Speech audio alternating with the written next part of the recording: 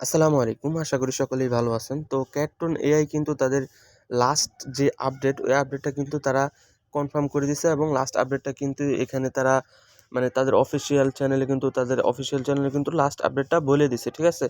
তো এইখানে দেখেন তারা স্ন্যাপশট এবং ডিস্ট্রিবিউশন কখন করবে এটা কিন্তু তারা ফাইনাল ডেট এবং ফাইনাল দিয়ে দিছে, লিস্ট দিয়ে দিছে। তো তারা কিন্তু এই যে দেখেন ফার্স্ট অফ অল কত হচ্ছে তারা কিন্তু ৬ তারিখে এটা লিস্টিং করবে। ঠিক আছে? টিজি ৬ তারিখ লিস্টিংটা কিন্তু ৬ তারিখে করবে। কিন্তু আমাদেরকে টোকেনটা ৬ তারিখে দিবে না। ঠিক আছে? আমাদেরকে টোকেনটা দিবে হচ্ছে এই যে দেখেন ক্যাটটন এআই প্লেয়ার ২০ তারিখে। আমাদেরকে ২০ তারিখে টোকেনটা মানে দিবে। ঠিক আছে? তো এখন অনেকেরই প্রশ্ন যে আসলে দামটা ৬ তারিখে যদি লিস্টিং হয়, যদি আমাদের টোকেন ২০ তারিখে দেয় তাহলে তো দামটা অনেক কইমা যাবে। ঠিক আছে? তো আসলে মূল কথা হচ্ছে তারা আ 3% মানে 3% কিছু প্লেয়ারের মধ্যে 3% ডিস্ট্রিবিউশন করবে। ওই 3% এর জন্য কিন্তু দাম কোনোভাবে তারা যদি ২০০ মিলিয়ন বা আ যত টোকেনই দেক তার মধ্যে মাত্র 3% এ কিন্তু আপনার মার্কেটে কোনো অত বেশি ইফেক্ট পড়বে না। ঠিক আছে?